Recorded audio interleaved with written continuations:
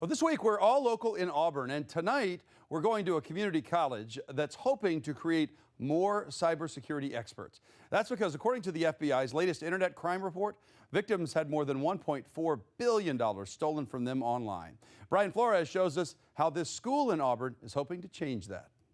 Well, good evening, guys. Recent projections show that just by next year, employment in all computer occupations is expected to increase by 22%. Companies, governments, even your own personal information rely on the internet.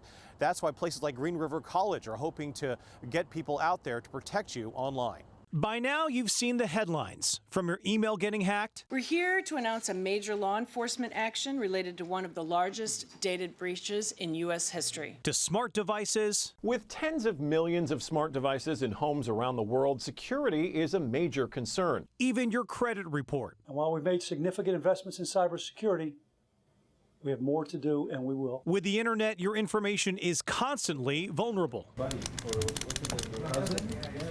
Big thing on cybersecurity is that nothing is secure. Which is why more cyber protectors are needed to fight off the hackers. These commandlets will find for you. And that's where the Green River Cybersecurity Center in Auburn comes in. I definitely feel like it's kind of on me to sort of stop that a little bit from happening. The center is located at Green River College.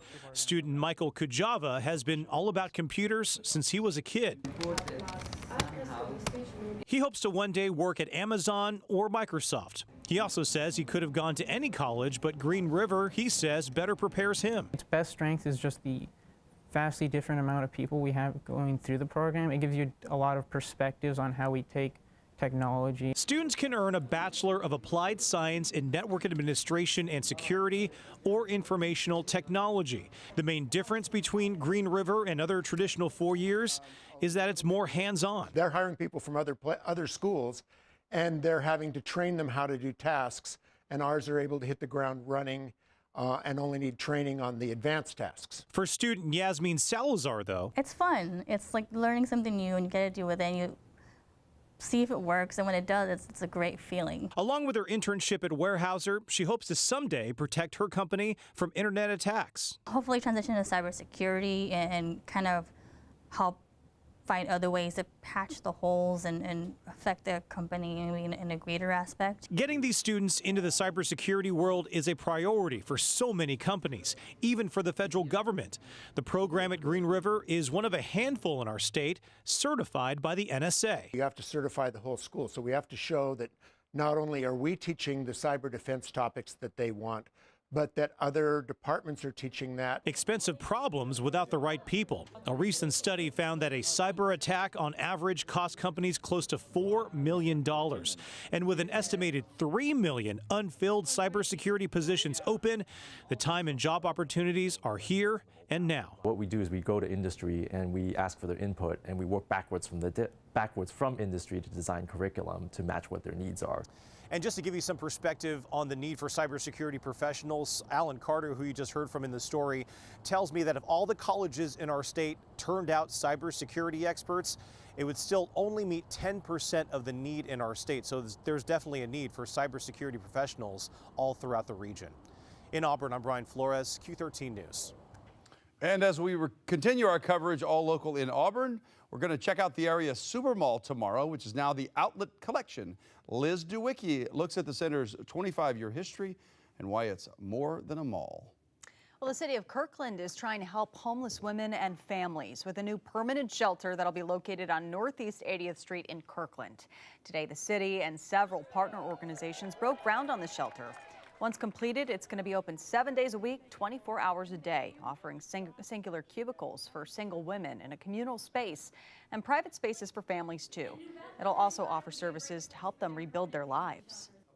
To move forward into self-sufficiency, security, dignity. It is, we know, tremendously important to get kids into secure housing. We want to make sure they don't experience that trauma of homelessness. We have the ability to integrate these people in and get them on a healing path toward housing on their own and just sort of recovery from their situations.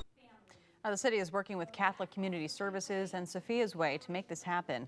The shelter is expected to open sometime next year. We're going live into the new 99 tunnel now, where part of it will close for maintenance this weekend. WashDOT is closing southbound lanes Friday at 11 p.m. They reopen Saturday morning at 8. They're testing the tunnel's safety system to make sure it's running properly. Another closure is planned next month for the northbound lanes.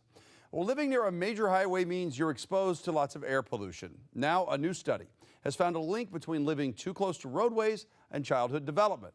Steve Naines has a closer look at the study's findings. A link between highway exhaust and a child's communication skills? A new report found children who live near a busy roadway are twice as likely to have developmental delays. That's according to a new study in the journal Environmental Research. Kids who live near major highways scored lower on tests of communication skills than those who live farther away. The study looked at more than 5,000 children.